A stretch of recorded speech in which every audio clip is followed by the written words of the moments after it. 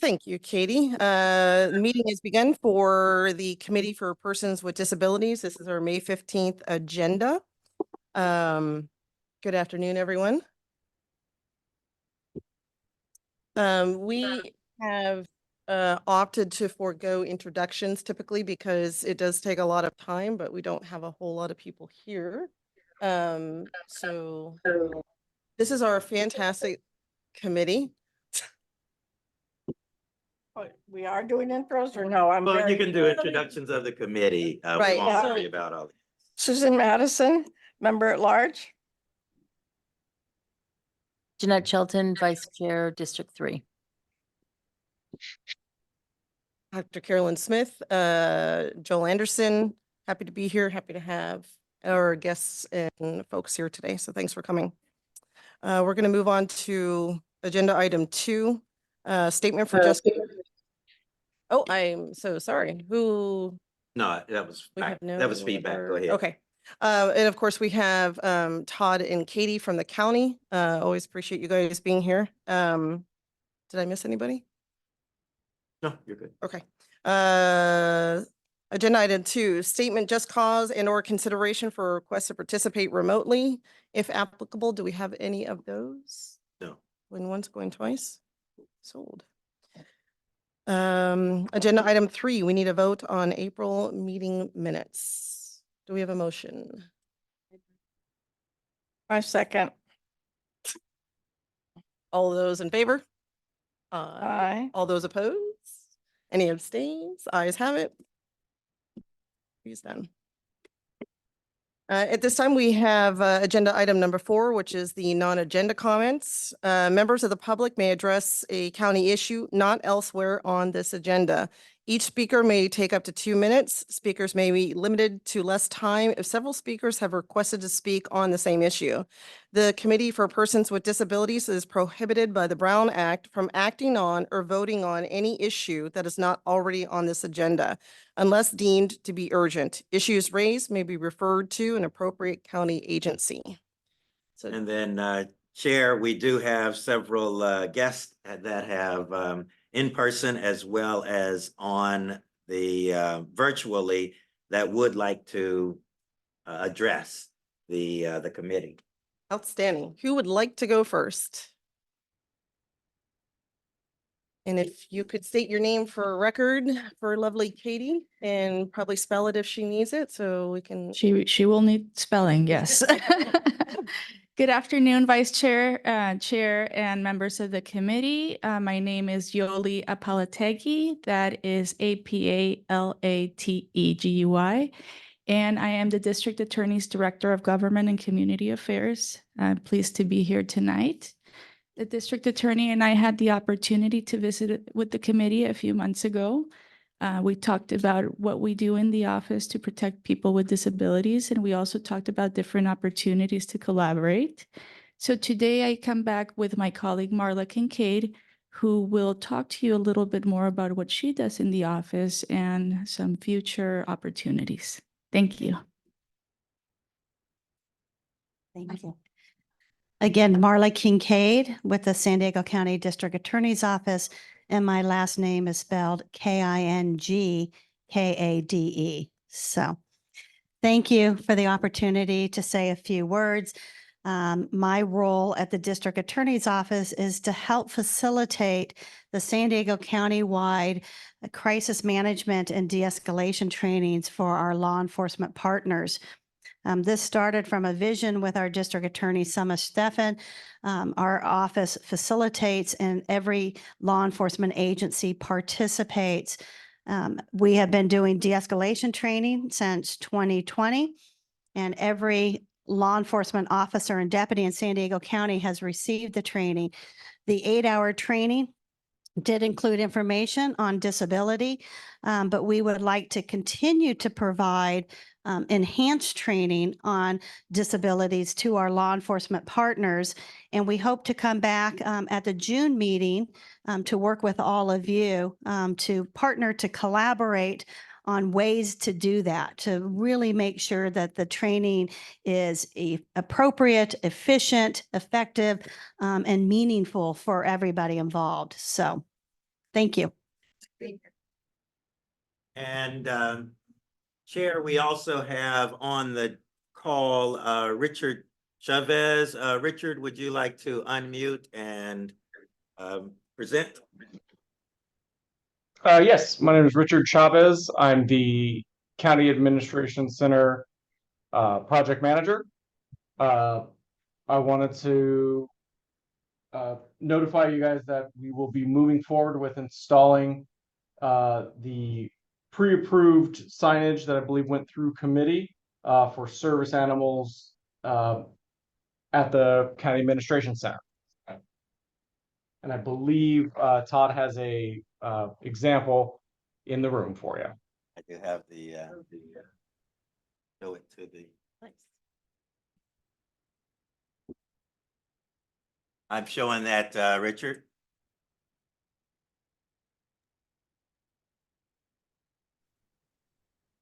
I appreciate your time. Thank you. Thank you for being here. Thank you.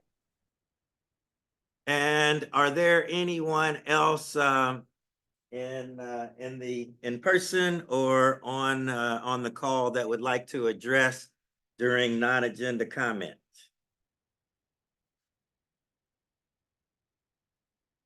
Thank you, Madam Chair. Thank you. I'm going to move on to, I just realized I see item 4 and item 6 and no item 5. I think that's just a typo, but I want to make sure. Typo? Okay. I don't miss it. We're going to move on to item number 6, options to streamline housing with Sarah Thornburg. Yep. Hi, everyone. I'm Sarah Thornburg. Thanks so much for having us. So I'm a planner with the Long Range Planning Division in Planning and Development Services here at the county. And I'm joined today by a few of my colleagues from Planning and Development Services. And we are the project managers for the Streamlining Affordable and Attainable Housing programs. And today we're hoping to get some thoughts and suggestions from this group on some of the housing programs we have in development here at Planning and Development Services. And we're really hoping to hear your insight on how we can make these programs to be the most effective.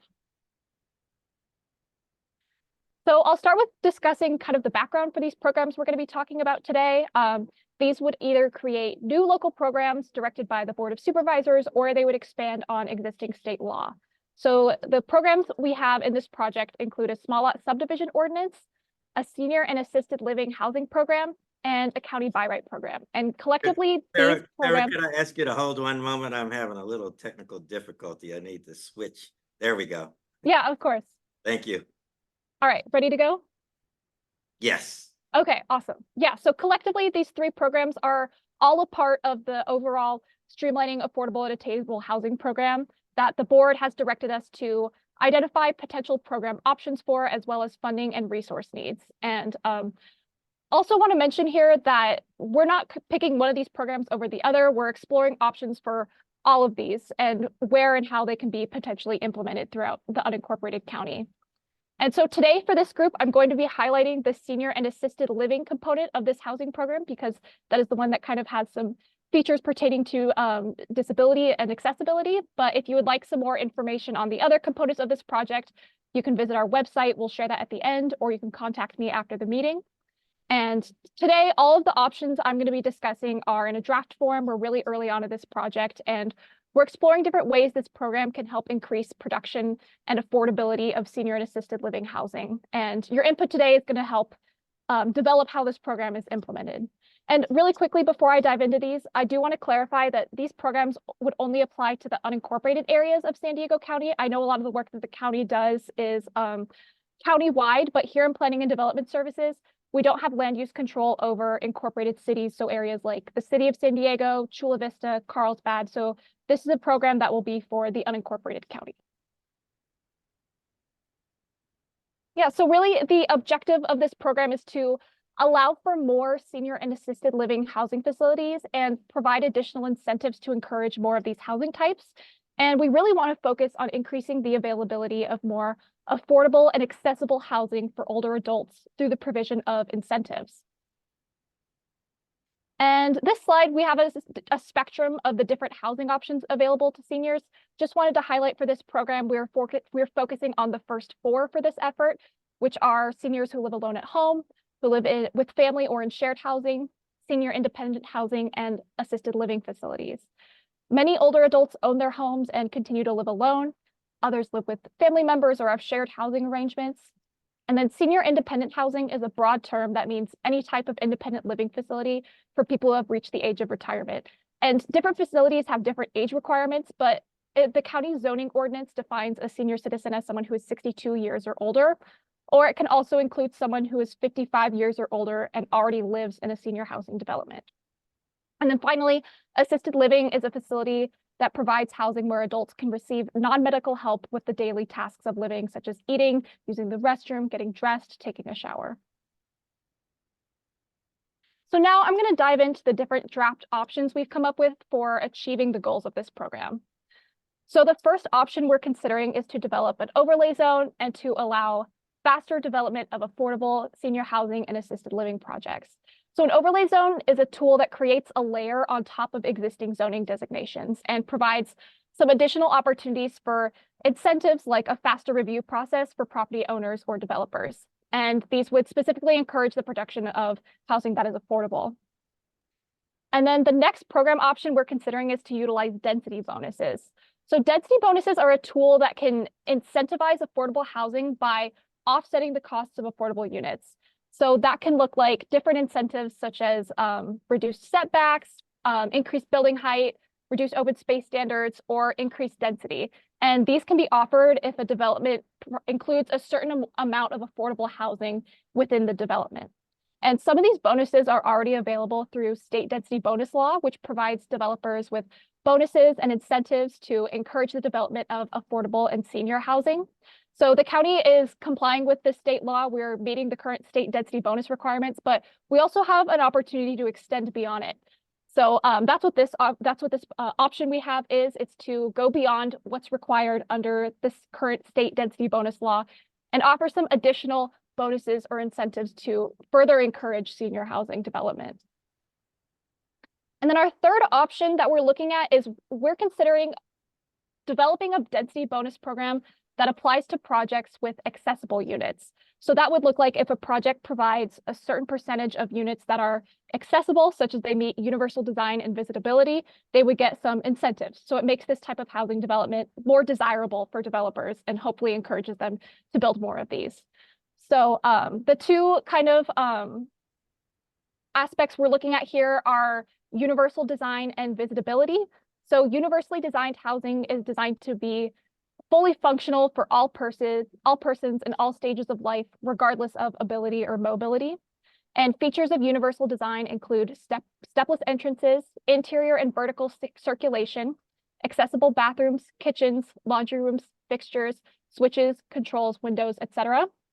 And then visibility standards are a little less extensive than universal design, but they still enable current and future residents to age in place and to adjust to temporary or permanent mobility issues, and also to accommodate visitors who have disabilities. The final option we have for this program is to support housing on county-owned land by developing more affordable homes on county-owned land and kind of improving this process. This will naturally help with the housing stock in the region, including housing options for seniors. So I know that was a lot of information, so we'll pause here. We'll answer any questions you have, or if there's any comments, feedback, ideas on this program, you can go ahead and share those with us. I have the rest of my team here to take notes and help answer questions. Hi, Sarah. This is Carolyn. I live in rural East County. And so these are great ideas. I just want to talk about a couple of things. The incidence of fire, of course, in rural unincorporated is exceptionally high. If you've seen the last X amount of years, we have a higher than, inner city or whatnot. So some of my concerns about this living in rural East County is you talked about reducing setbacks. And a couple of other things that you had mentioned is really, really important, specifically to when a fire happens. And in addition to, consider the fact that, and I say this having two elderly parents and an elderly disabled Vietnam veteran, and I'm a disabled Iraq veteran. The fire insurance in East County is really high, right? So you're going to have to consider those things. And if you offset those things for housing, how does that disproportionately affect those who have to pay a higher cost for housing that own their homes within that area? So I don't know that you'd have an answer, and I don't really need one, just some things to consider. Your flood insurance is exceptionally high in rural East County now. And again, the reducing the setbacks and a couple of other things that you had mentioned for that bonus program that you have. The reason those things are in place specific to the rural area is for fire and for the egress of people leaving the area, because there's a very limited roads in the rural unincorporated areas that you're looking at.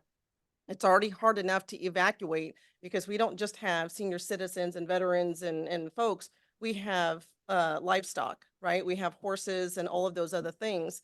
So consider the fact that when you're adding density, this is still rural, unincorporated, with horses and cattle trailers and all of those other things. And in addition, getting senior citizens that would be in these areas, getting them out as well, because they have much different needs. And I know, again, having elderly parents, much different needs. Then you add the disabled part on top of that.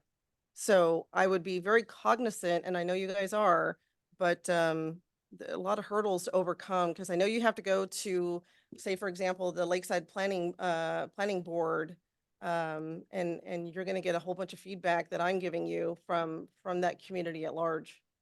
So I appreciate you being here, but those are my big concerns because I do live there. Yeah, definitely. Yeah, thank you for sharing your comment, especially, as someone who kind of lives in the unincorporated community and sees some of the challenges we would be facing, and to kind of hopefully maybe address some of your concerns.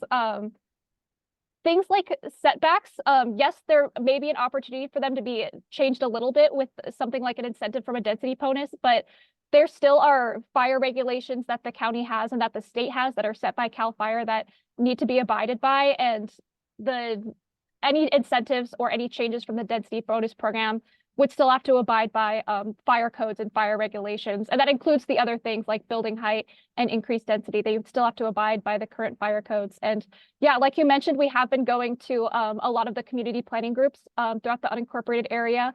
And yeah, we've been hearing similar concerns about, building senior housing in areas that are at high risk of fire. So that's definitely something we're kind of exploring the feasibility of for these programs, as well as where is an ideal location for this. And things like high fire risk are definitely things that we're looking at and kind of something to consider, something we are considering for developing these programs and where they should go and where they would be effective. So yeah, thank you for sharing your comment.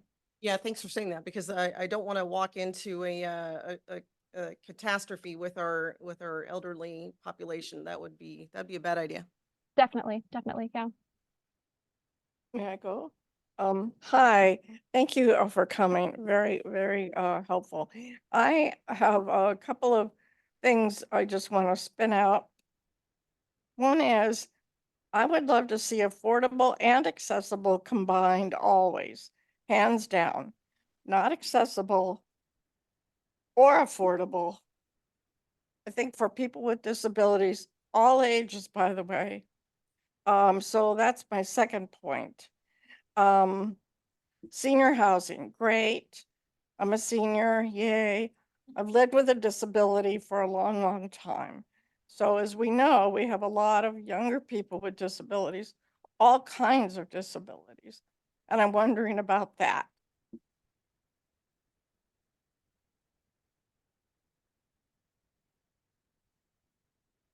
Yeah, so to kind of answer that, this program is kind of focused, our board direction here was to promote housing specifically for seniors, but yeah, that's definitely something we can explore further. And, you know, we are going to be going to the Board of Supervisors with this project. You know, I'll have that timeline later in the presentation, but you have an opportunity there to kind of provide a comment on this project and provide that comment directly to the board, and, you know, kind of concerns about like how this project should be expanded beyond the scope that it was directed. Yeah, that's something that we can share as we're doing our presentation to the board, and something that you can share as well at the board hearing and directly to the board. So we'll definitely take note of that, that's kind of a concern that we're seeing. And thank you for sharing that. We'll take note of that. So I see the 4 categories. So there's no idea of combining categories. Like having a universal design and everything across the board would be critical, I think, for someone like me with a mobility disability. I mean, I can't even go to some of my neighbors' houses to visit for dinner because I can't get in their door, for instance. So I'm wondering about the universal design, which is very forward thinking and been around for a long time, for across the board options. I mean, it's sort of that concept of ADA is everywhere and everything. So I don't know if you can also comment on that, and then I'll be quiet. Yeah, absolutely. Yeah, and I think I also want to mention here that these aren't like one or the other. So we could do like something that combines all of these options, and because we do want to address issues of affordability and accessibility. So I don't want to make it seem like these are exclusive from one or the other, like it's going to be more affordable housing or it's going to be more universally designed or visitable housing. So these are options that we can combine. And yeah, thank you for sharing that. That's definitely something we want to focus on for this program. Thank you. And the only thing I wanted to add is, as a disabled veteran, I'm 100% disabled. The percentage of veterans in rural unincorporated areas is higher than in any other space.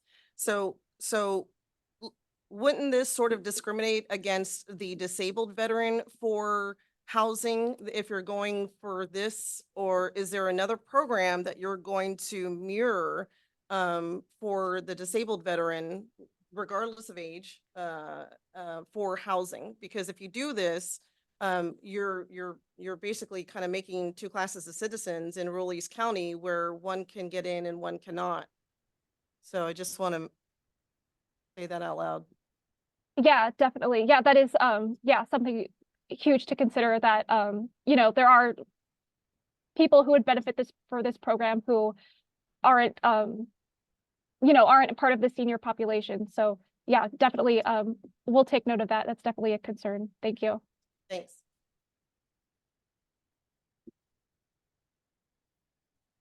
Moving on for time. And I think do you have a second part of this, or? Yeah, just kind of a conclusion. Yeah, if we could get our next slide, this is kind of our timeline that we're working off of. We're right in the middle of kind of gathering some public feedback on these options. We're going to be refining them throughout the summer, and then we're planning on returning to the board sometime in summer or fall. So keep an eye out for that. And then our last slide just has our website and my contact information. So if you have more ideas about this later and you want to send an email, you can do that. If you have some other folks who might be interested and you want to share this, please go ahead and do that. The more feedback we get, the better. So if there aren't any other questions at this time, then this is our last slide and I can pass it back to you all. I think I'm missing the slide. One moment. Keep the slide up. Okay, Let's see if I no can problem. find it here.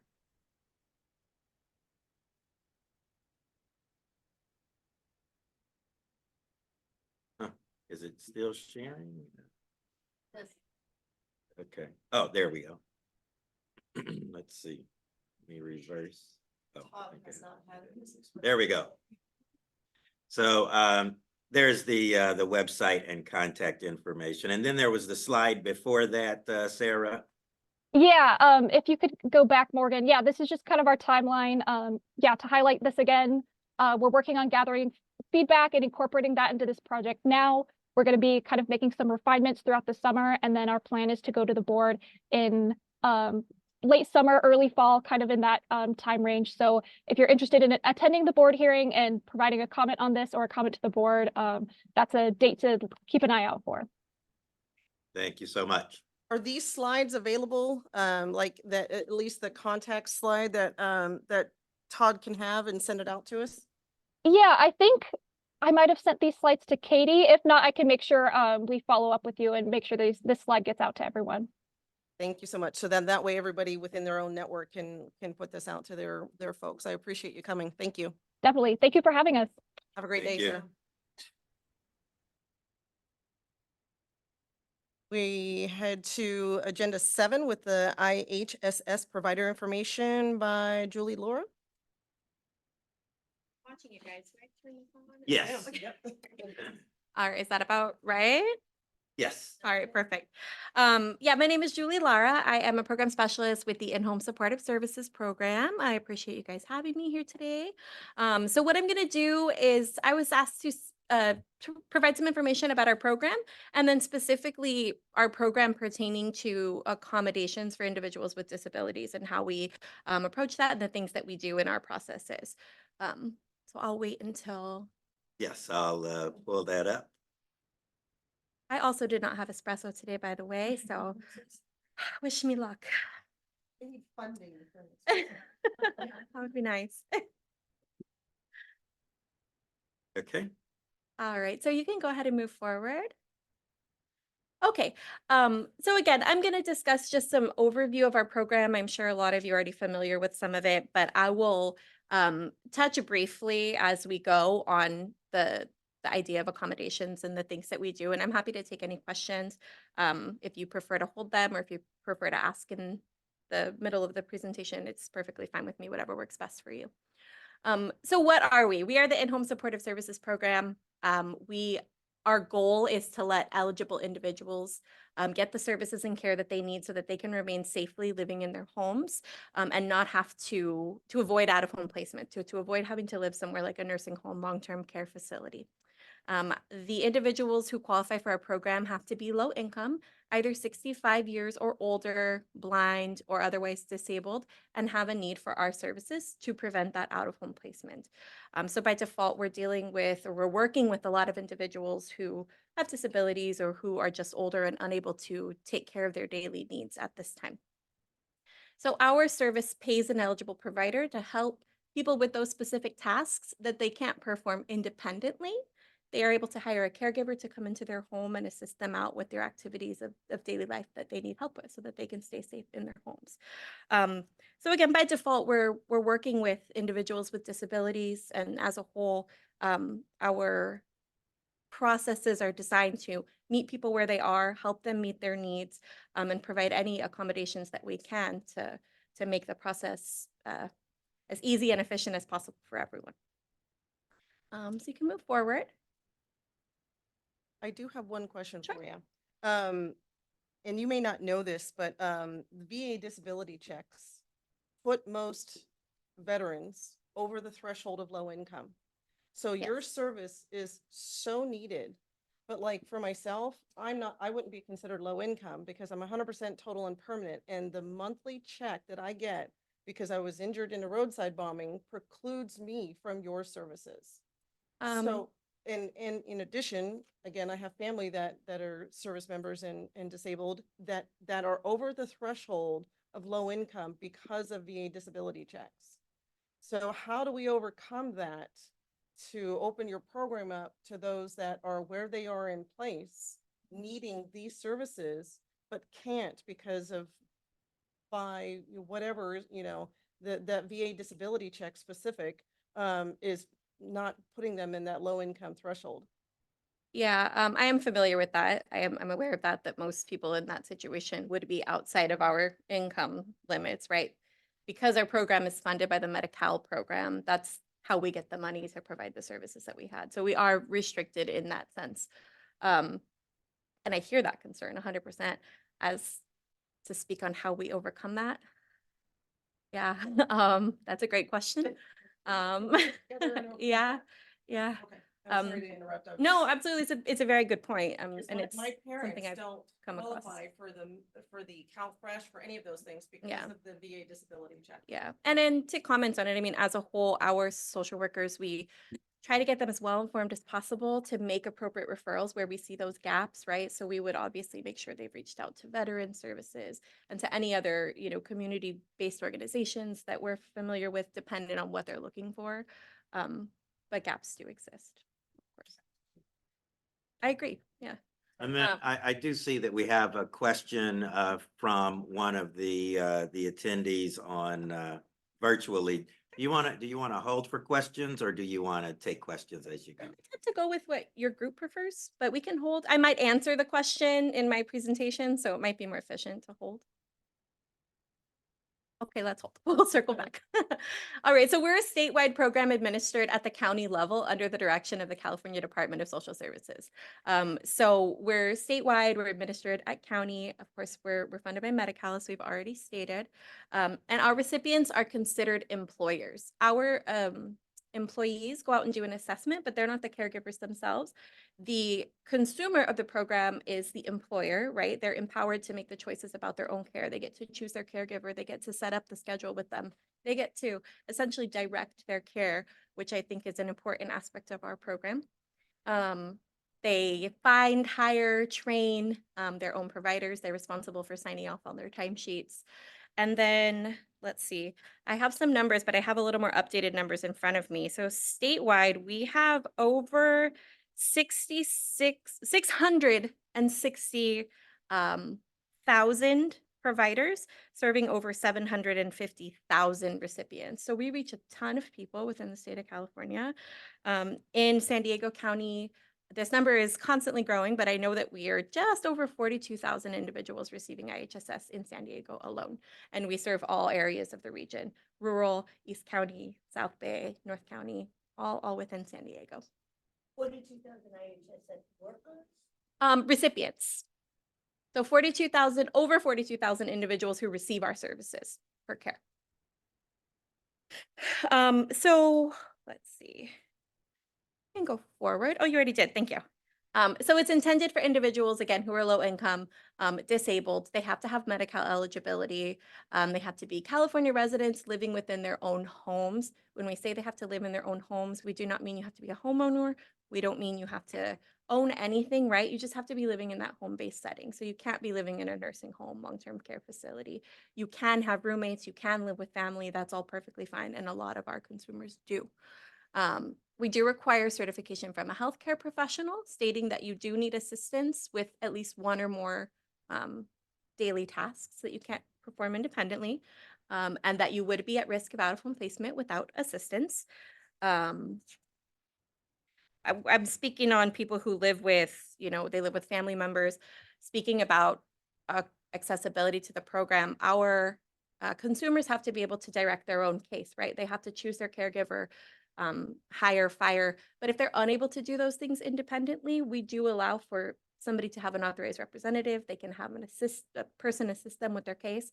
As long as they have a support system that we can put into place, we're happy to do that to make it work out for their specific situation. Individuals with mental impairments or just limitations that prevent them from directing their own services.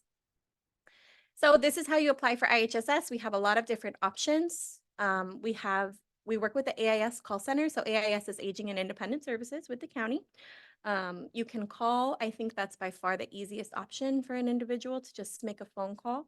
They don't have to go into an office. They don't have to fill out a bunch of paperwork independently. They can just place a phone call, and that will start their application process. They are, of course, Find out. it's okay. We do have an online referral process, which I'll get back to. Somebody can apply via email, via fax, if that's their preference, or of course, in person at any of our 6 regional offices. We do get fax applications every so often still. So whatever works for people is what's best for us. And again, we have 6 regional offices across the entire county. So, if you go forward, that web-based referral is actually what we have listed here. That's why I skipped it. So we have it listed out It's the second dot point up there. It's available 24 hours a day, 7 days a week, but it is specifically for professionals out in the community, mandated reporters.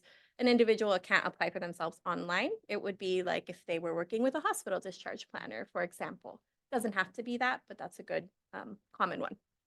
They can make an account and submit applications online. So you can submit an application on behalf of another individual. You just have to have enough information for us to take that application. And then we have the contact number for the call center up at the top. Representatives are available Monday through Friday, and then anything received after hours is returned on the following business day. So as a whole, our application process, like I mentioned, we try to make it as accessible as possible because we do understand that certain people have limitations. So again, phone is simple and easy and works for a lot of individuals, I would say. And that's our primary source of applications. Oh, we can move forward. Oh, I'm sorry. So once we get an application, we immediately assign it out to a social worker. So we assign it dependent on the region. So we assign out to a social worker who then reaches out to the individual to set up their assessment. They go out and do a home visit. They discuss all of their needs. We are happy to, like I mentioned, work with an authorized representative as well. Say an individual is unable to, make those appointments and set up schedules with the social worker. We just have to have proper documentation on file. Of course, the individual or whoever is assisting them would have to fill us in on the circumstances, let us know we need this person to have an authorized representative, or I need to have an authorized representative. And we have to get the proper paperwork on file, of course. Our social workers are very, very careful to only share protected information with who is allowed to be seeing it, right? So we take privacy very seriously. But when we go through the proper channels, we're happy to discuss with anybody that they would like us to. They can also allow someone to be present during their assessment.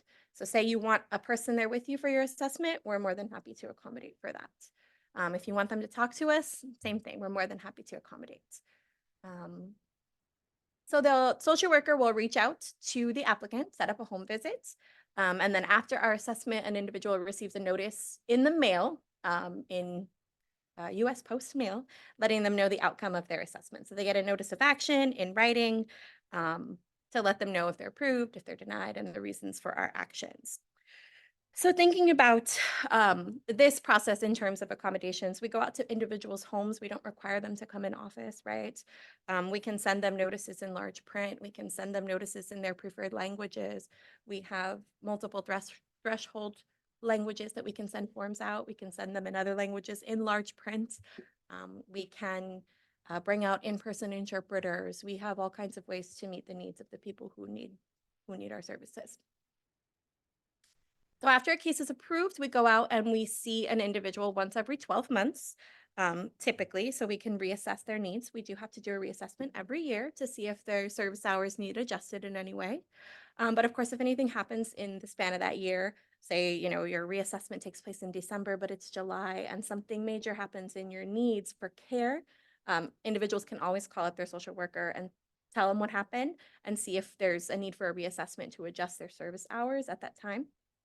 So when I say service hours, I mean how many hours we pay a caregiver to come in and assist them. So they can give us a call at any time. Of course, our social workers are very busy out there in the field. So they return all calls within a standard 24-hour turnaround. They are field workers. So a lot of the times if you call, they're out doing a home visit. So we also take correspondence via email. If that's an individual's preferred method of contact, we're happy to talk to people via email. It would never be our default though, out of preference only. So these are some of the things that our caregivers can do. It pretty much, it covers a lot of the things that we all need assistance with every day, or that we all do every day, right?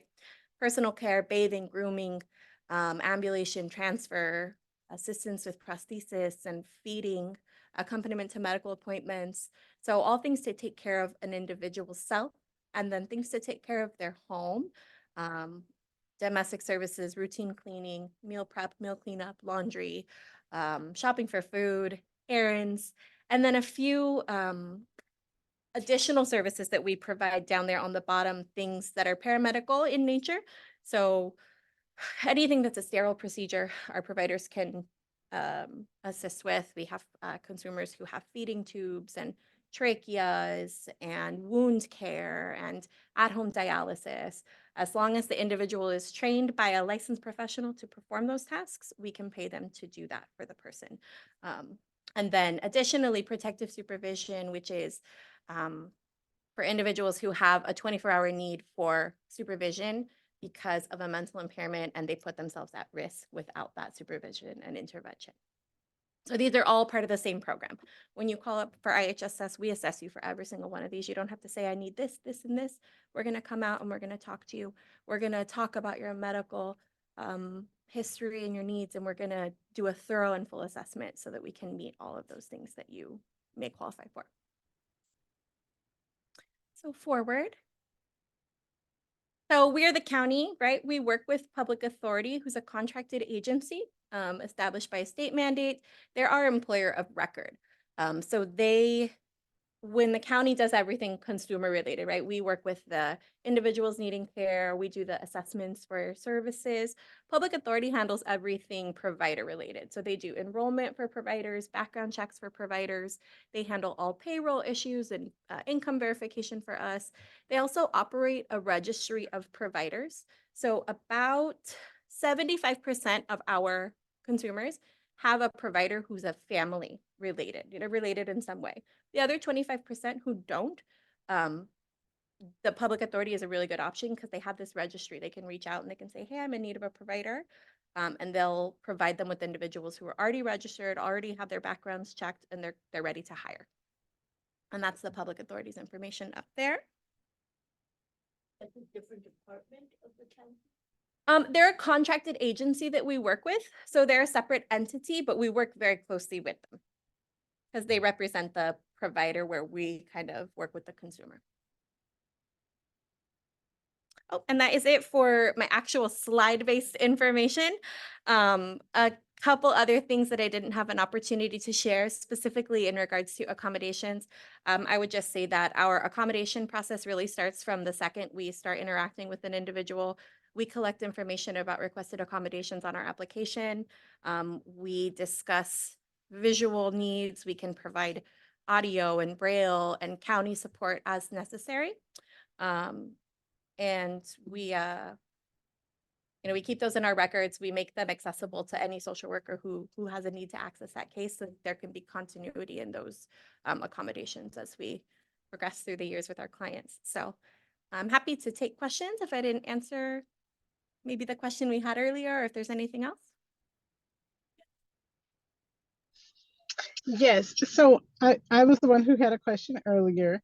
And my question kind of along the lines of the question that was asked earlier about like, how do we fix this when veterans often make too much money?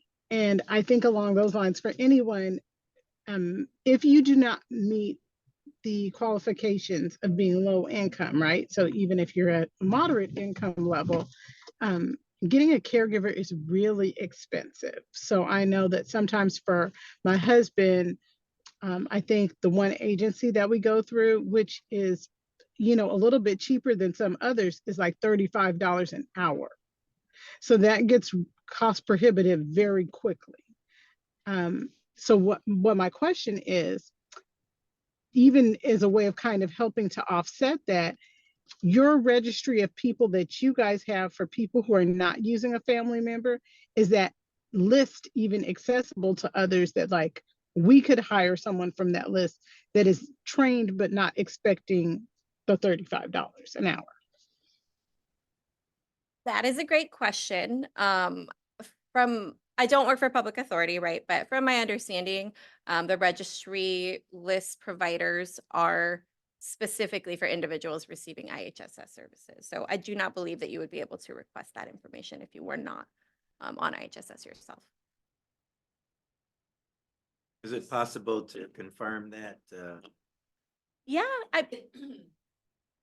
It is not an option. It's Okay. only an option for an eligible IHSS recipient. So even if you're applying, you have to wait for the keys to be in order to be able to access. Yes, young lady?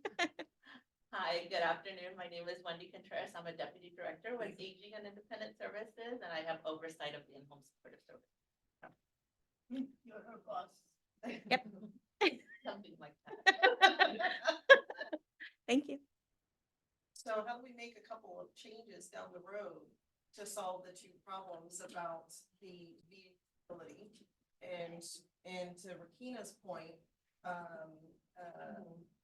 if you fall into that gray space, Yeah.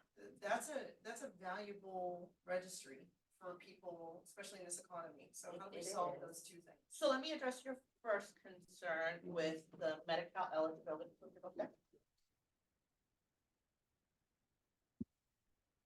And as Julie mentioned, our program is funded by Medi-Cal through the California Department of Social Services.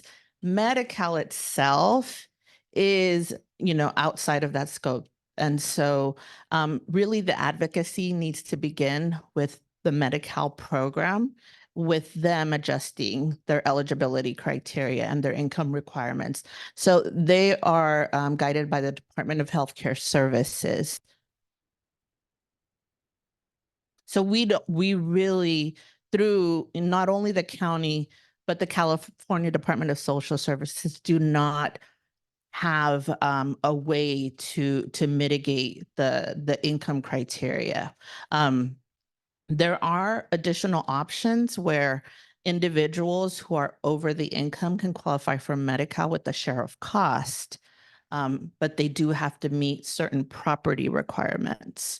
So there are times when individuals can qualify, even though they're over certain income requirements, they would just have to pay a portion of it. Well, I've been involved with advocating about 99 years, I think, give or take. It's at a federal level, really. The concept of, I will pay for you to be at a nursing home, which Medicare does, but I will not give you that money if you go to your house and have somebody care for you. And so they established a money follows the person years and years ago. And the idea was just that. Take some people, let's do this right, and put them in a situation where we can follow the person rather than where they're at. It needs to be enhanced. It's debated all the time. Politically, it's a football. But I think with the avalanche of seniors, I think it's time. People just have to be aware of it and push the right people. It's not helpful to have no money going and with deficits at the state and federal levels sometimes. I will tell you that there's a lot of highly paid lobbyists who support the nursing home industry, who love to keep that money. And we bump up just against grassroots versus highly paid people whose livelihood is depending on taking care of people in nursing homes. There's.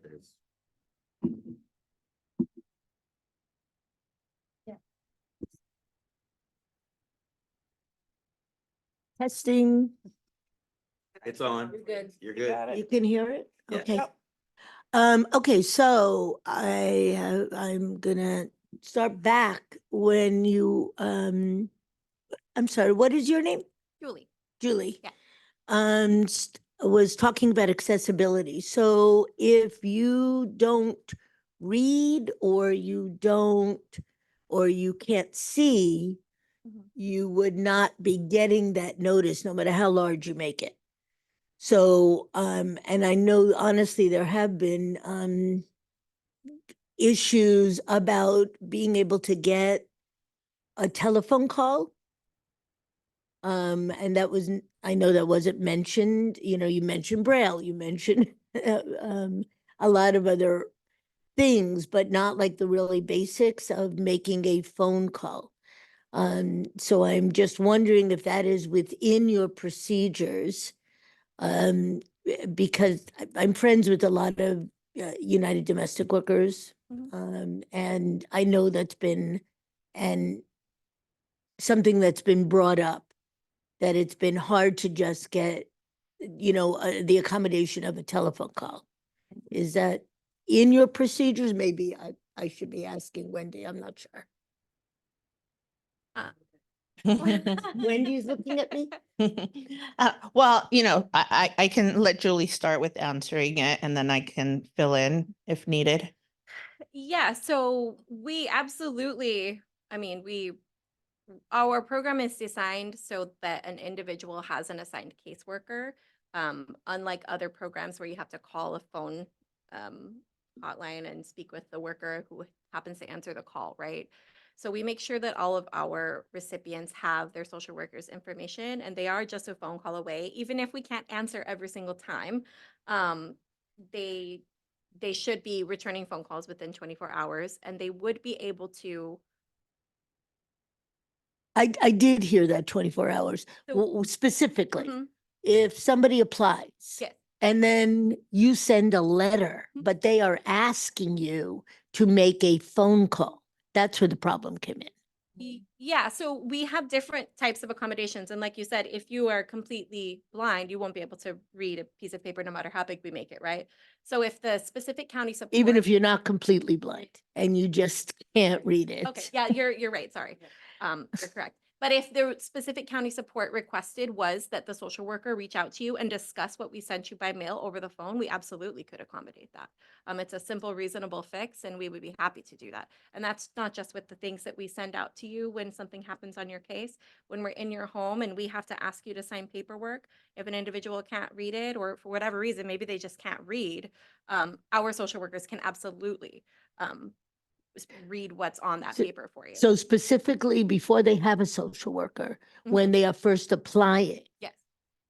that is in your procedures, that it would be, that if the request was for a phone call, that a phone call would be made when the letter was sent out or instead of a letter. So when someone applies, they are almost immediately assigned a social worker. So there really shouldn't be a gap where they don't have someone. And if it were made that accommodation, yeah, our social Even, worker. even if they're rejected, I'm sorry, what do you mean? they were rejected.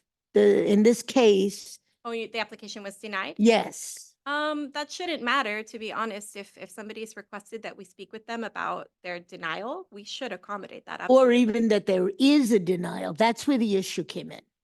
They had said that they sent something, but the person doesn't access things through the mail, and they never called, even though they had requested that there be a phone call. So, and I don't think it's in your system. That's exactly why I'm asking it, because I think that it may be before they're assigned a social worker because they are not accepted yet. They went through the application period and were denied, but they don't have access to even knowing that or knowing how to grieve it or know any of that. There are processes you. in place statewide.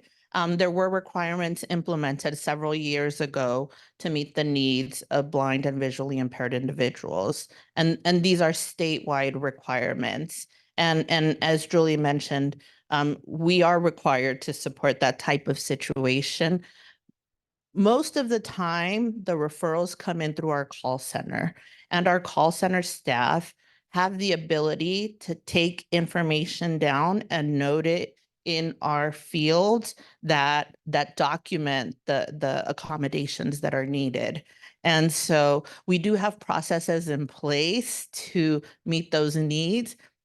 In full disclosure, it may have been a situation where it was missed for this particular situation, and I'm sorry about that, but we do have processes in place. If someone discloses when they're applying at our call center, it will be noted, and our staff will accommodate. They will go above and beyond to meet that need. It is a statewide requirement to do so. And then other, you mentioned, Wendy mentioned something about property. I don't remember your exact verbiage, but it was, there may be property limitations. Yes. Those are Medi-Cal guidelines where there are certain property requirements that they're not able to make any exceptions. Sometimes exceptions are made for the income eligibility requirements that allow someone to be eligible to Medi-Cal. Meaning like if they own their house, then they wouldn't It's be usually acceptable, not the something like home. that? It's usually related to actual financial assets in a bank account. Oh, okay.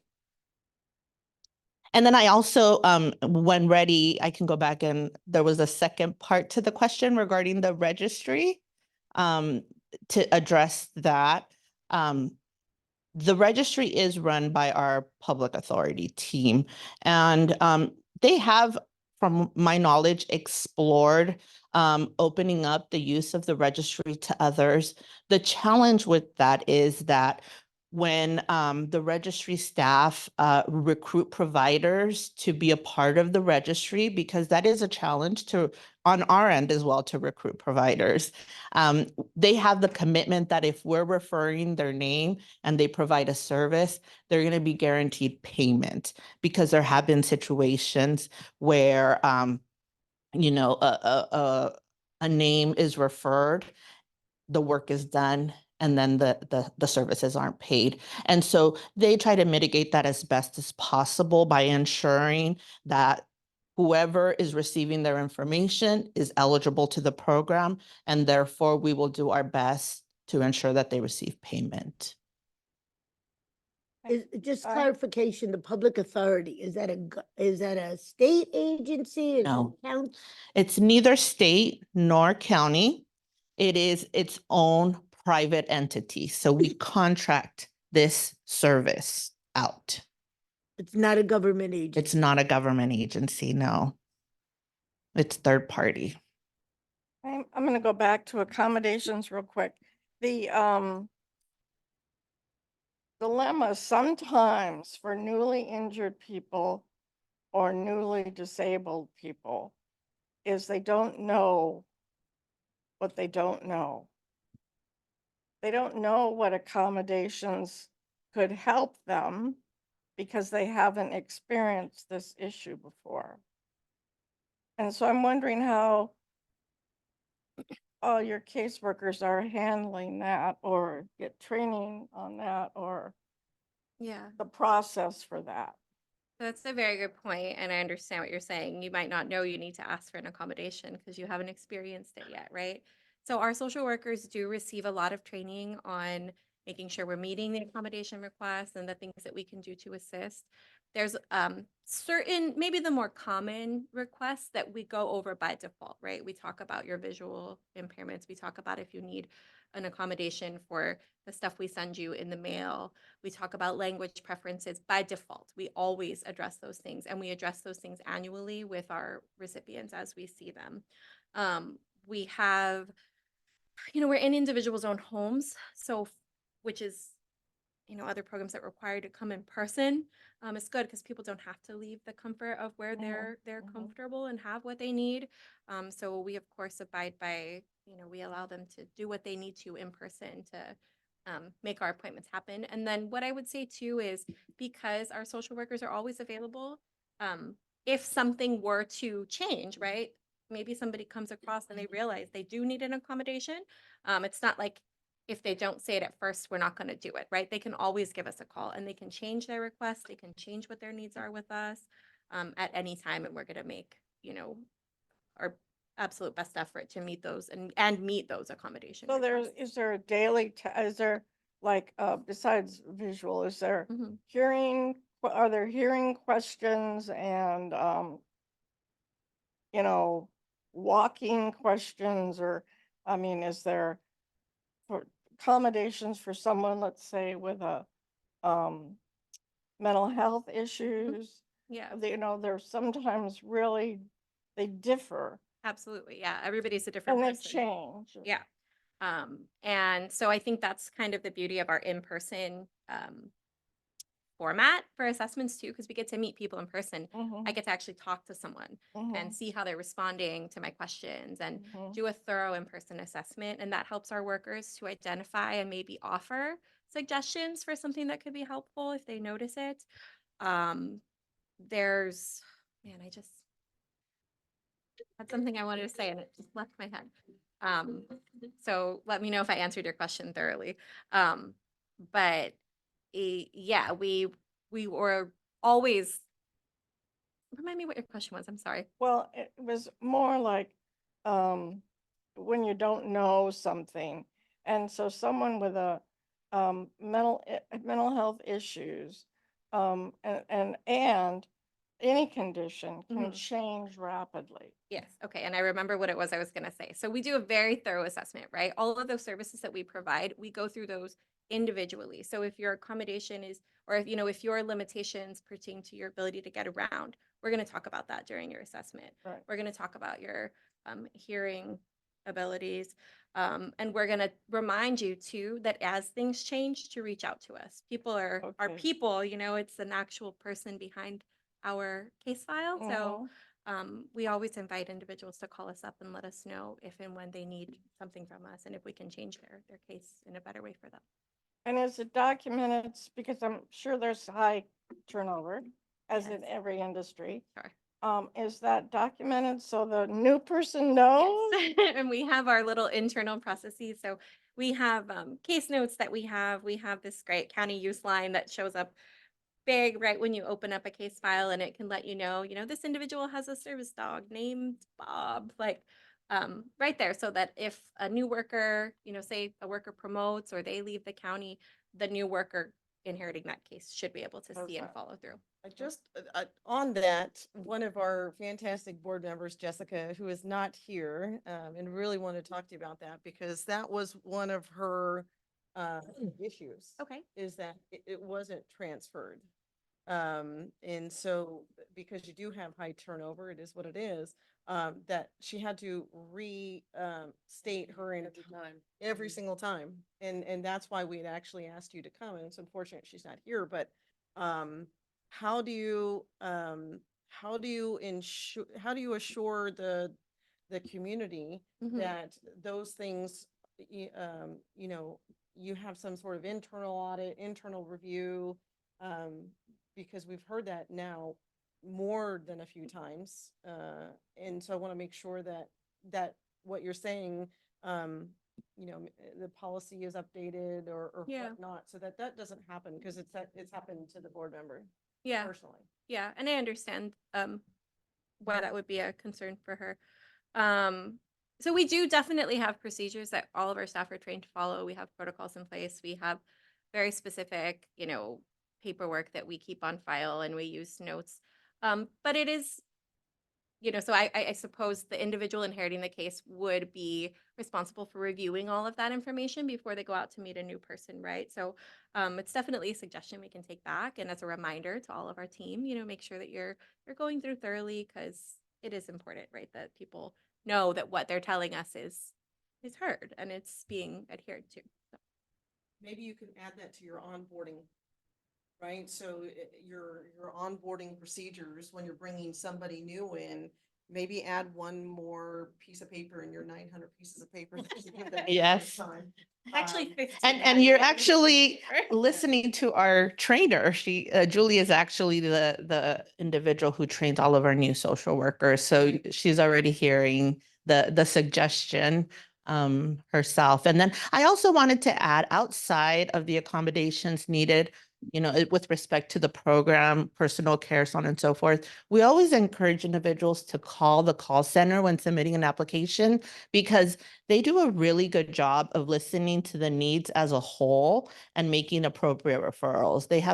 They're also our information and referral entity for aging and independent services. And so they do a really good job of listening to other concerns expressed during the application process, and then immediately making those referrals and not waiting for the IHSS social worker to make them. And I will say that's fantastic, but that takes out a whole swath of people who don't use the phone for disability purposes.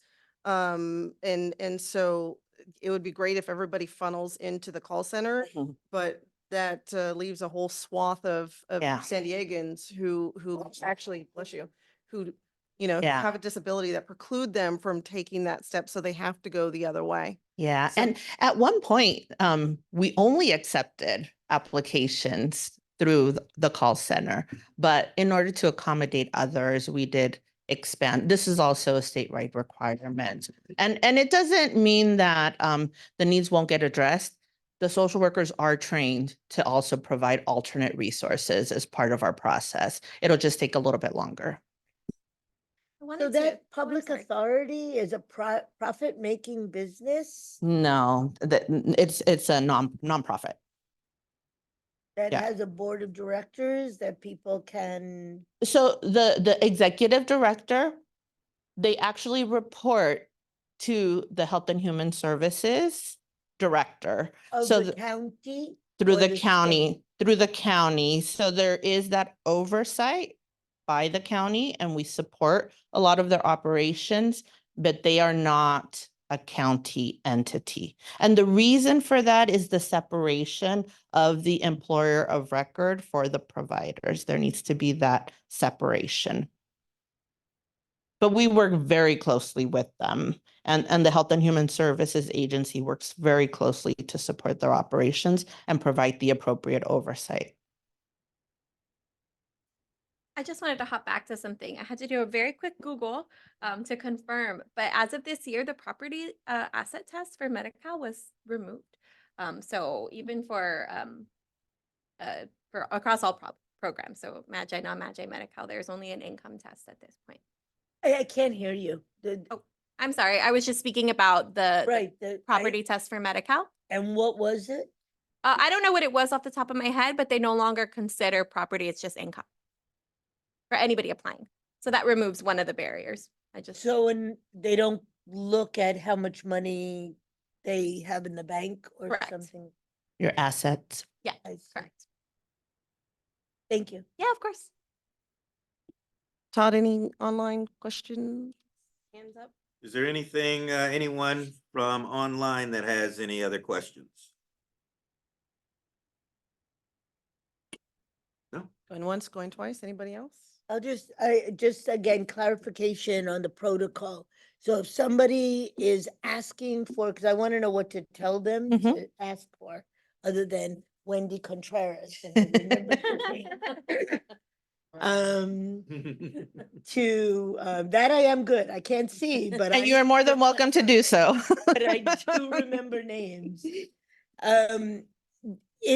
If they, put in the application, and typically somebody's helping them put in that application, and they write on it or add something, or they send it by email, whatever it is, whatever the process is, if they clearly say, I need a telephone call, what in your protocol would happen with that? Like, I'm assuming you have a division that takes in the new applications and Mhm. vets them, Mhm. but like, what is the process for, who is it, who's responsible to say, okay, it says right here, so there's this person that is responsible to do that? Is it the person vetting the application? It is ultimately the social worker that it's assigned to. When the social worker is assigned the application, But they wouldn't have a social worker because they would deny.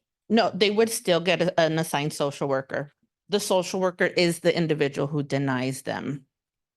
So they would still be assigned a social worker. So it's basically the person vetting the application. Mhm. Okay, Mhm. thank you. I'm just Mhm. looking for the procedure. Yes. Now, if someone had issues with their social worker or that concern, should they call the IHSS or AIS call center and voice those Yes. concerns? Yes, most definitely. And then we will elevate it to the appropriate manager. We're now at 4:10. Thank you. Thank you for stopping by. Thank you, and everyone. Everybody's good to Thank go? you. I brought some resources about our program. I don't know if you want them. They're in a few different languages. I'll leave it. Oh, That is thank perfect. you. Thank you for having us. Thank you. I appreciate you being here. Just make sure that mic is off. Thank you for, perfect. Thank you. right. Thank you, Wendy Contreras. And Julie, what's your last name? Laura. Laura. Thank you. It was a pleasure. Thank you. It was nice to meet you all. Appreciate you having here. Thank you.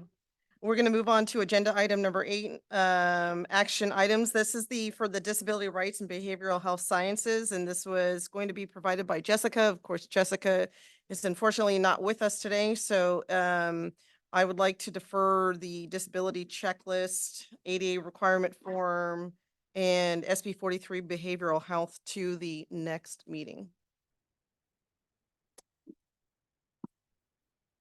Okay. All right. We're gonna agenda 9, Live Well Conference and School Summit. And we have Susanna on the line, recognizing that this discussion is ongoing because of the event that is in November. There is a time-sensitive activity that the Live Well team wanted to share with the committee. And Susanna, if you will forgive me for 1 second, I'm going to share the video so that the committee will be able to so we'll remind the committee of the activity. Making connections started early in the morning at the 8th Did I do that? No. annual Live Well Advance in School Summit. Oh my gosh, the energy here is amazing. Over 2,000 guests spent the day at the convention center talking, listening, and collaborating on how to best build organizations, businesses, and communities that are healthy, safe, and thrive. Good morning, everyone.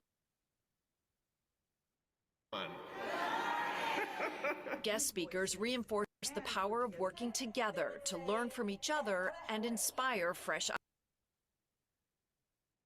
ideas. Y'all ready to have some fun?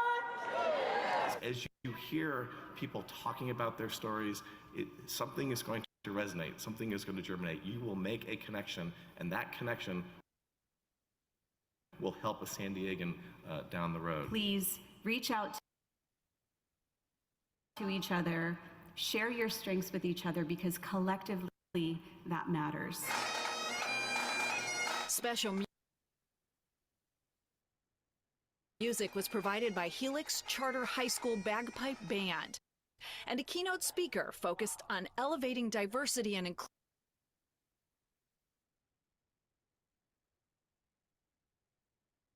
inclusion to a sense of belonging.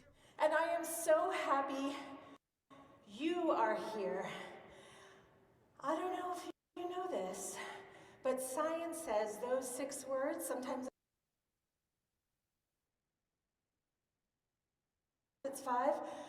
I'm so happy you're here is proven to spark belonging. Immediately, we make better decisions when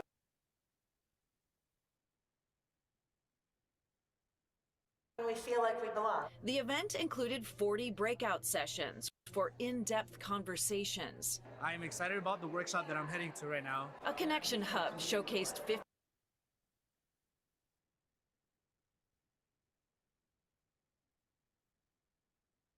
exhibitor booths, including CPR and Stop the Bleed training, a Dia de los Muertos altar, a self-care Trying to get to the beginning.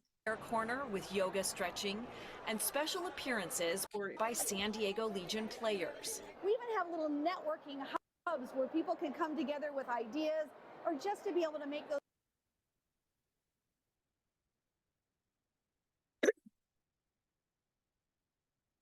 connections. Remember when we talked at the Live Well Advance about this idea or about that connection? Let's move forward on that. That kind of collaborative thinking builds stronger, better communities. So we're really excited to be able to connect with folks that can help us to bring our curriculum to their students. Last year I came by with a few other staff members, and we actually brought 2 students. and we were able to connect with the program. And now our school has had that partnership since last year. When great minds come together, great things can happen. All right, that's pretty much the end of In the County News Center, I'm Anita Lightfoot. I wanted to share that. So just to refresh you all's knowledge on the Live Well Advance, and then as you continue to discuss how this committee wants to participate in the Live Well Advance event. But we also have with us Susanna, who will present, give you some background on the call for sessions. Go ahead, Susanna. Oh, it looks like your audio. Send her the button that says unmute. That helps me a lot.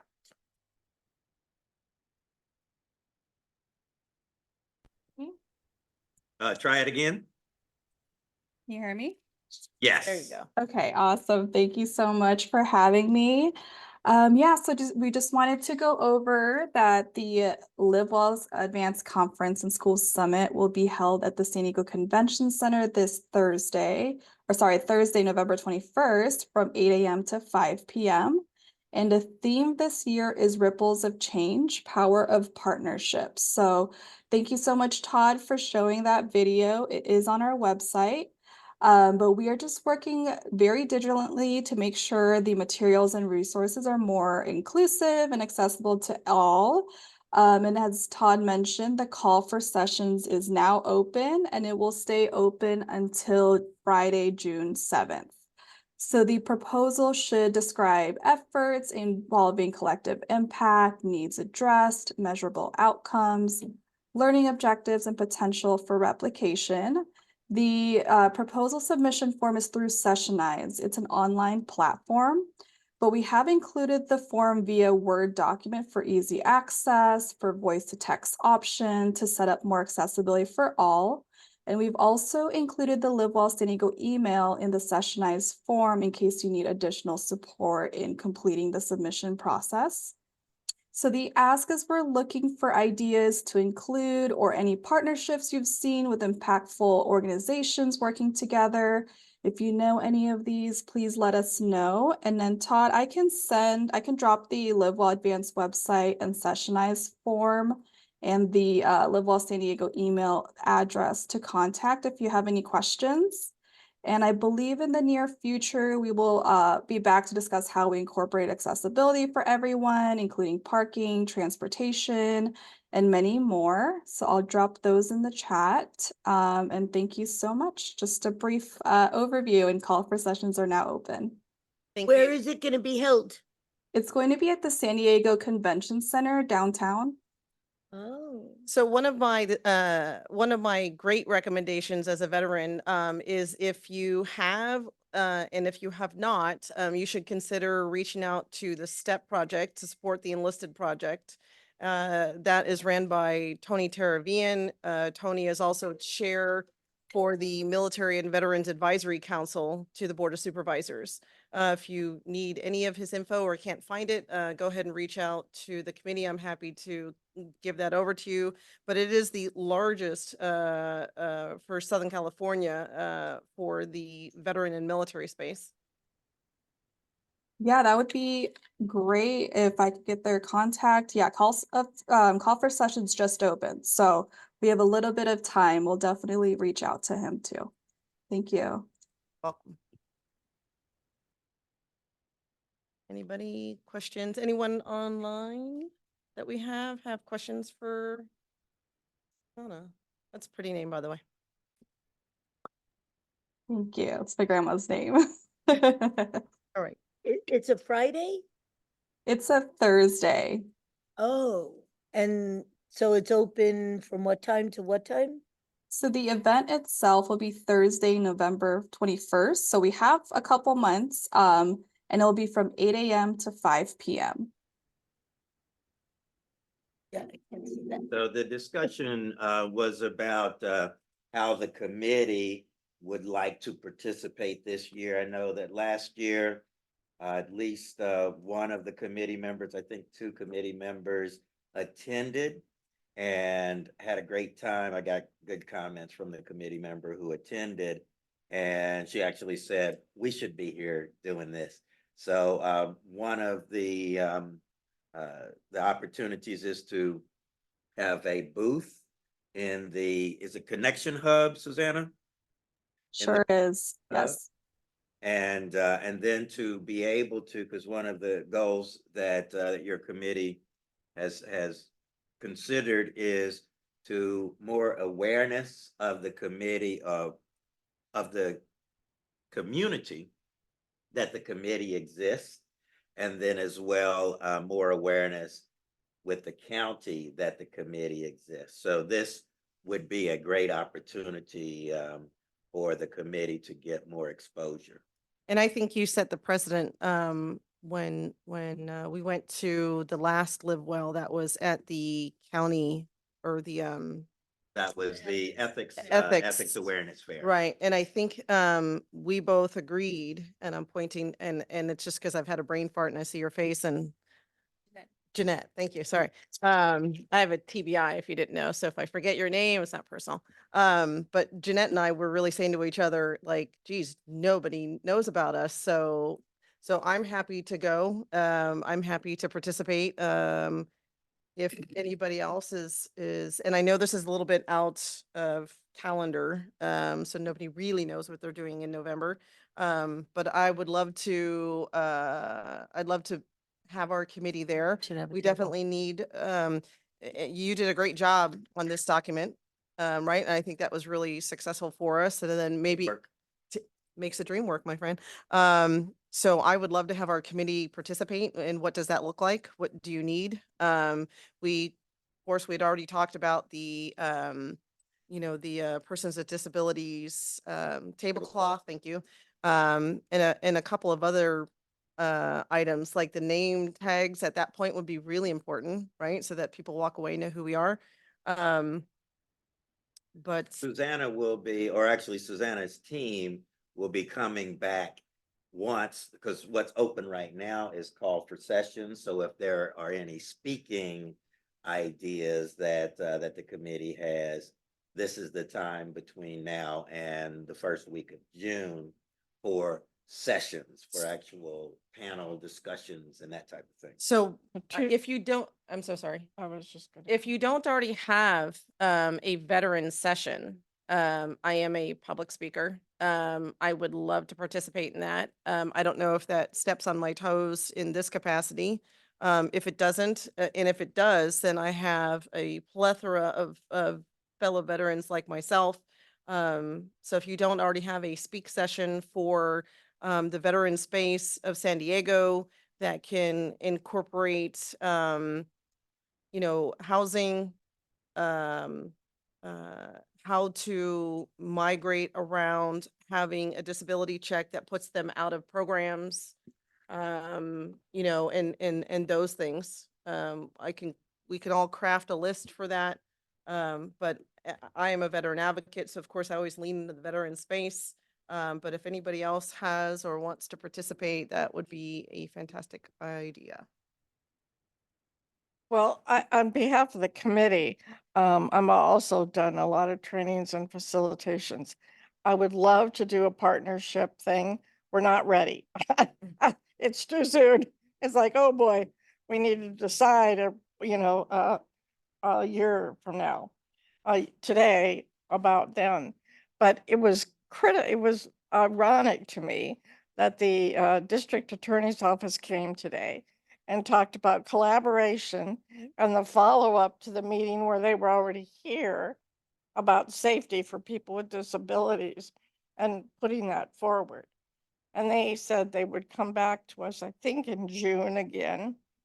And so something like that we could carry, because I think it's powerful and it is about partnerships this year.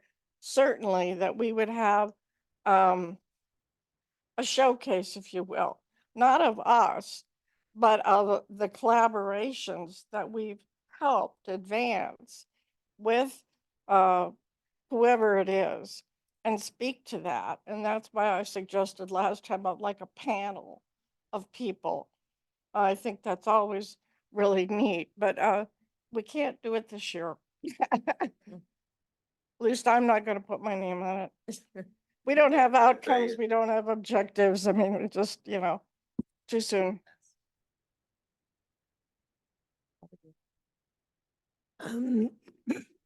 Um, I'm Michelle Krug, and I think that we could put together a workshop, because you're basically talking about like a workshop time space in how to accommodate, what does accommodation look like when it's coming to a plethora of things. It could be Zoom meetings or situations, or it could be physical.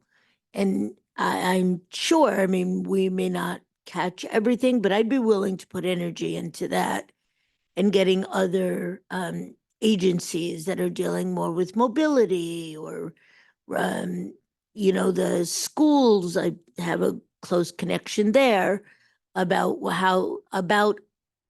potential accommodations that people don't know. Like we said, people don't know what they don't know, but these are a checklist. I mean, I used to do concerts and making sure that there was specific things in terms of accessibility, you know, a way of getting in with a wheelchair, having that, the bathrooms being accessible, having ASL interpreters there, et cetera. So I don't know if you already have that, because that kind of seems a basic, but that, I think that would be fit right in. I do know that the part of the, that's why I say there's going to be some other presentations from Live Well. It basically may be an agenda item each month, where the team has training for people, and Susanna's with the group who they've got an accessibility team that is looking at what type of training they can do for their volunteers, and they're going to ask for input and review and perspectives from this committee. So that's another way for the committee to participate. So we're talking about whether there is a session idea, and if there is a session idea, or if there are volunteers from the committee to join in on other sessions, is what I'm hearing. That's an opportunity. There will be more, a lot more opportunities for the committee to be involved in the Live Well Advance specifically, as well as other Live Well outreach activities. So we don't have to get it all today, but I wanted to definitely present the call for sessions, because that's a time sensitive. Now, the booth, in order to get a Connection Hub booth, the committee, I recommend that the committee, as soon as it's open, the committee submit for a booth, because they did fill up last year. And so it goes fast. So what's the steps for doing that? Is that something we can ask you to do for us because you know when it opens, or is that? You can ask me to let you know when it opens. How about, how about if you wouldn't mind, Todd, let us know when it opens, I and certainly will. and then we could, I've never done that before. I don't know if anybody else has. So if you can walk us through it like you usually do, that would be fantastic. And Just a form. no, I understand that, but forms have boxes that's maybe some of us haven't filled out before, and we'd like to do it properly. So if when that happens, if you can help us out, that would be awesome. But We're expecting that to be later in the summer, so that that's, I believe they're looking to present more detail either in June or July meeting. We'll firm that up. awesome. Thank you, Susanna. We appreciate it. Thank you for having me. Have a good day. Thanks, you too. Agenda item number 10, bylaws for committee. I know that it was quick and dirty. They are moving along. I have some Todd reviewed them, this next iteration. I will incorporate that. I'm going to send it over to the chair to look at and run through some processes. And then we'll put it back on the agenda for June.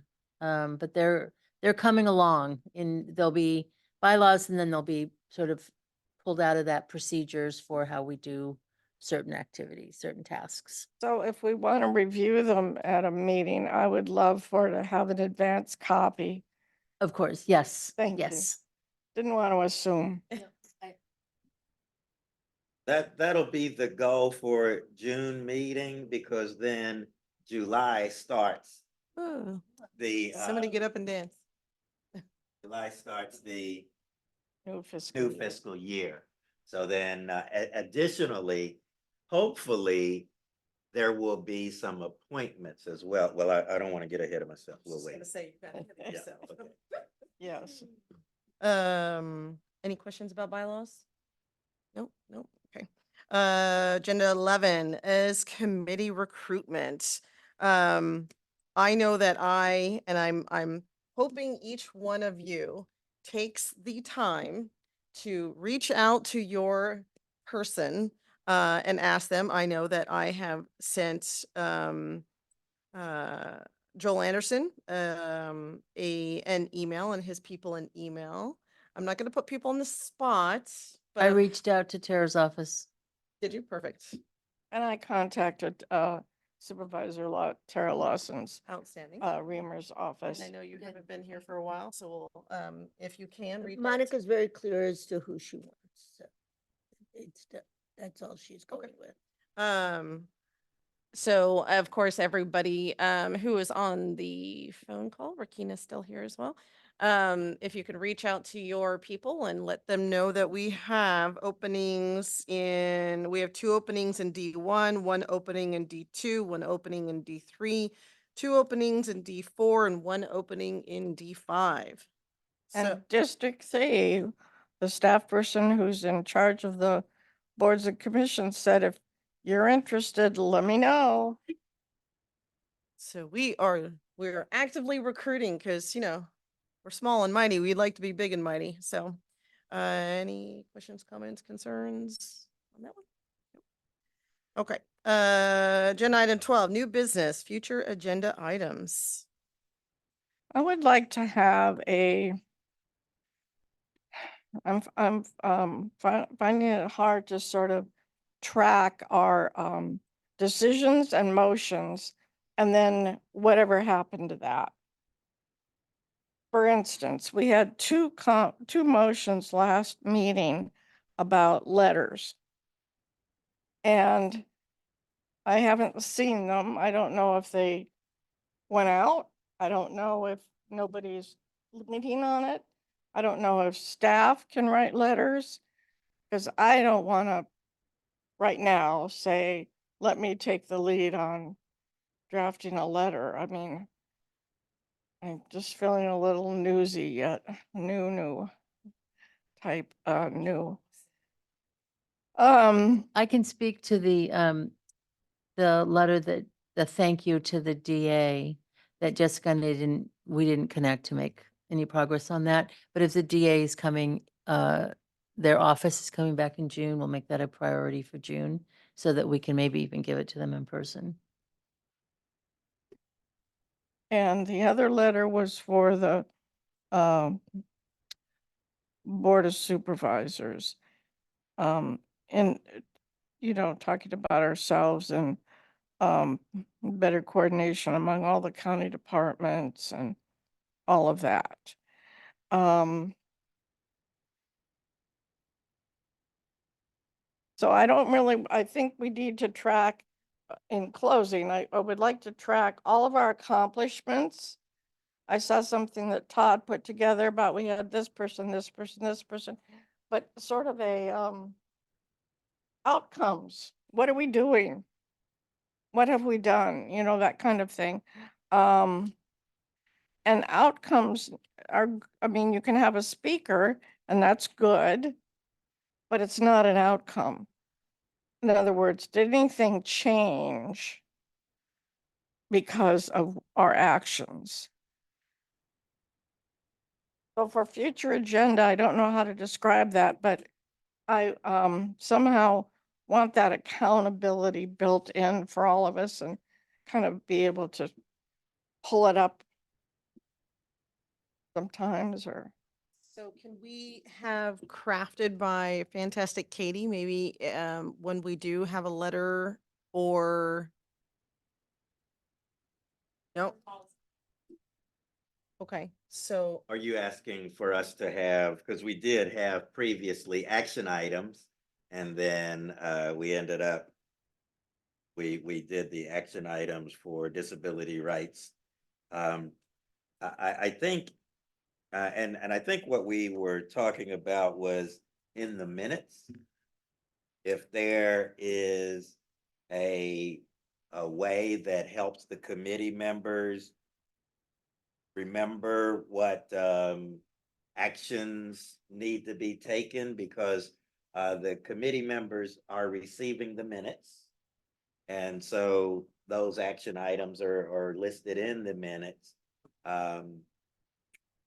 What would help to convey what action items need to be done in the minutes?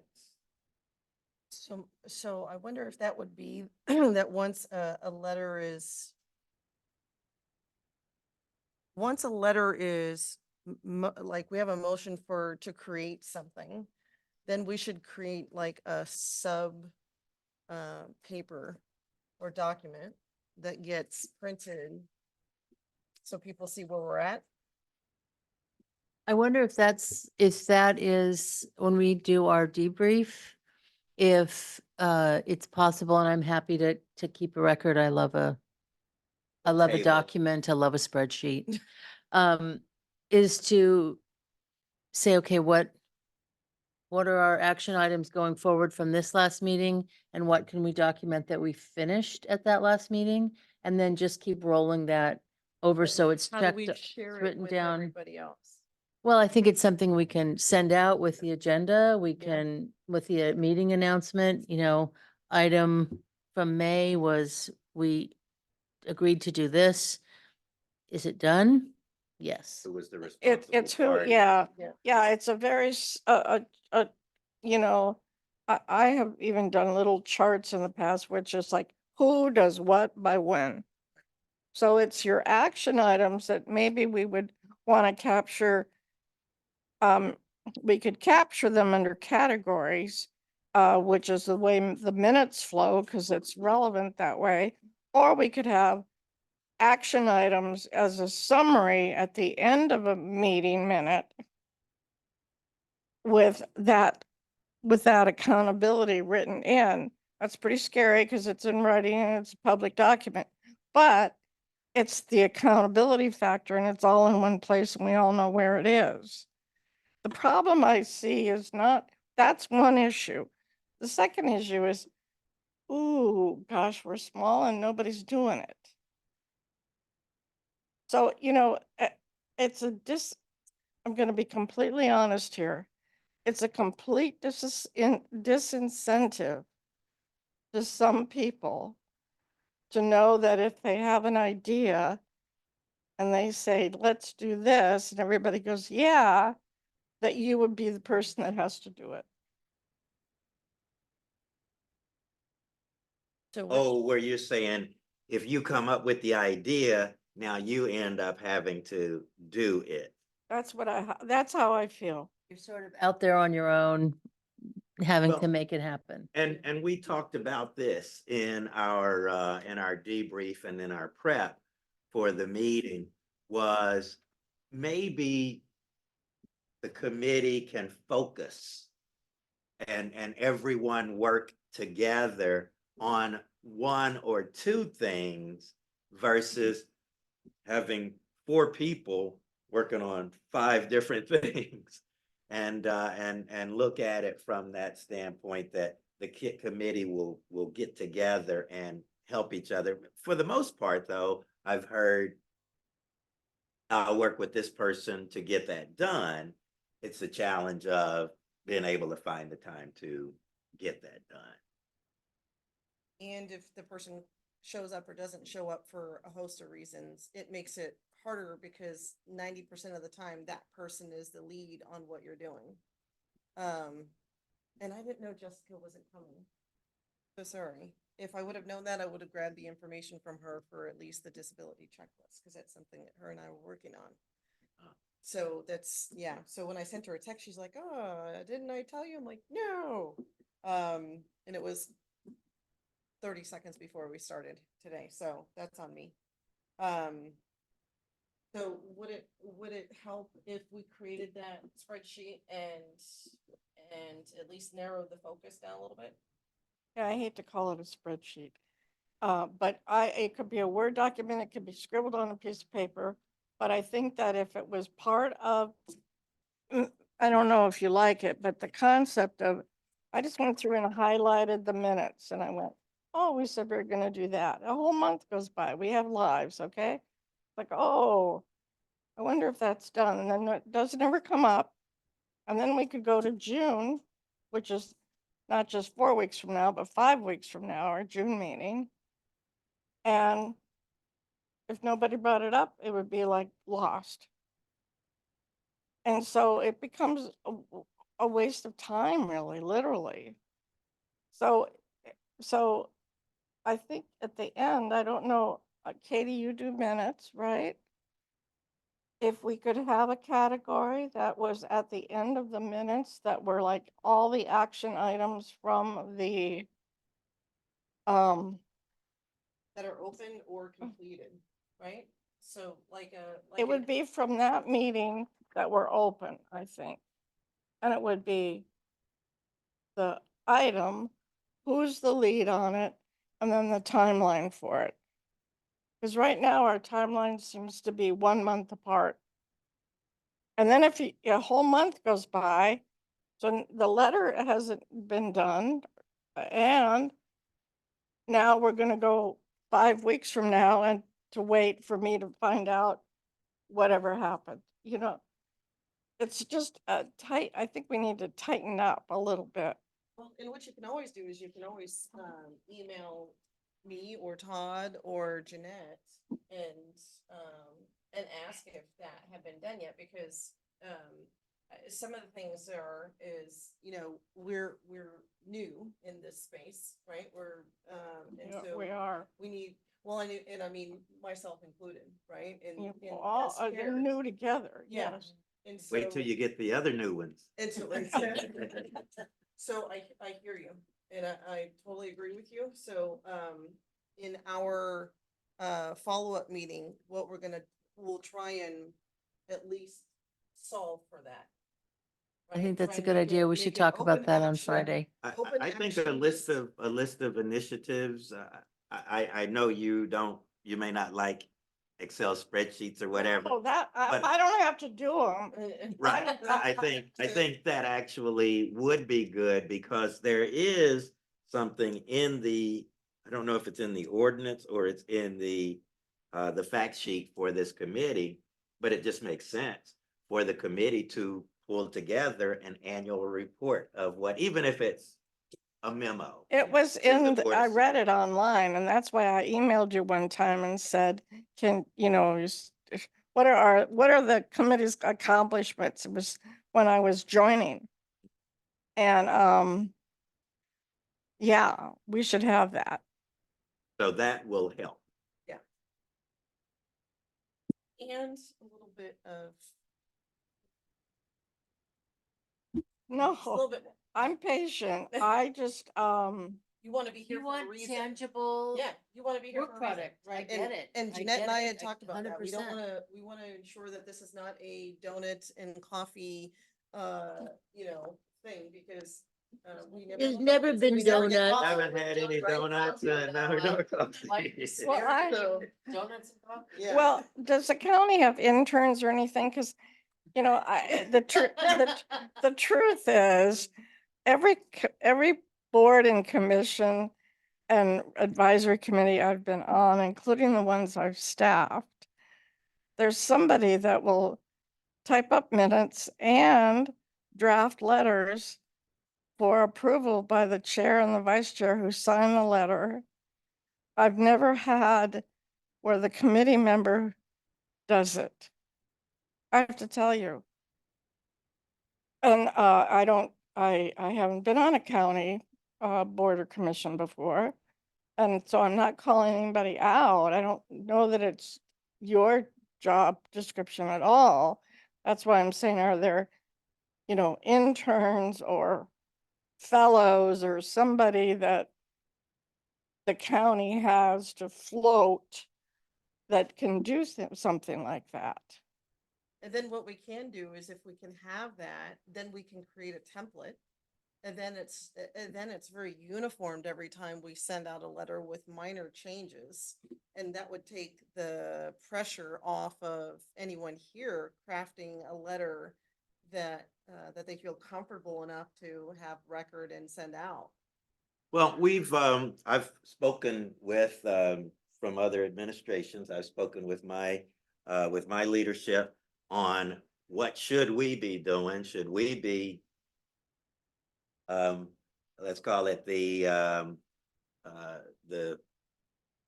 generator of documentation for the committee? And I'll take that back and see if you all are comfortable with someone else doing the work, then we'll see if we can find some resources. But I think that I'm quite the opposite of Sue. I've actually seen where the committee members are really, they go and they want to make something happen, and you have to hold them back from making things happen.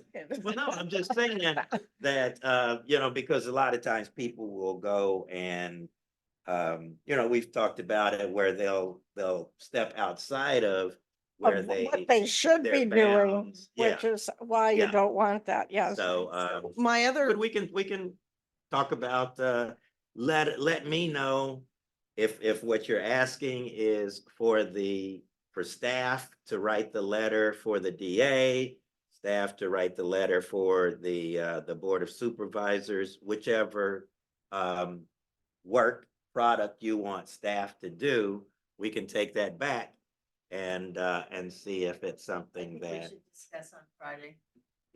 Yeah. You think what? I think we should discuss this, that we have our debrief, Oh, on Friday, and I think we should that's kind of fine. play how would this look? What is the best? Because I totally agree with you. There needs to be, we need to know what we've done. We need to know who is responsible for doing what and when it's supposed to be due. Obviously, things happen. We're volunteers. You don't always get things done within the time frame that you want, but we have to be moving these things along. Yeah, and if you have to hand it off to somebody because you can't finish it, that, certainly, yes. But hear me, please hear me. If there was if there were letters with standardized, here we are, who we are, whatever that is, blah, blah, blah, thank you. And then you have a paragraph in the middle that says what you want. And then you wrap it up and you summarize it. And then it's on letterhead. And then the two signatures, and to have somebody's signature on file or to be able to sign for them with your initials. So we could just, yeah, that went out kind of thing. I would be more comfortable doing a letter if there was a standardized, accepted Framework. Yeah. Yeah. So that's what I just asked. If we can have because you already have standardized letters. I know you do. And countywide does, because I think everybody has gotten one in the mail. Right? Hey, thanks for being on this board. You're awesome. Da, da, da, da, right? So if you can create a packet for us that is a thank you, is maybe a speaking inquiry and information about us, and we'll talk more about the nuances of that. But it'd be great if we had templates. That's And a big. I understand We the can, cons- let's, because yeah, what we're talking about is agenda items. And we will, anything that's on, we can agendize what your requests are. all right. Um, that was number 12, was it not? Yes. We are at action item number agenda item 13. This is an adjournment of this meeting. Our next meeting is going to be June 26th. We invite you all to come along. Thanks, Rakina, for sticking it out with us. June Thanks, 26th. everyone. Yeah. Thank you, everyone. That's not the third Wednesday. The third Oh. Wednesday is Juneteenth, so it got moved away.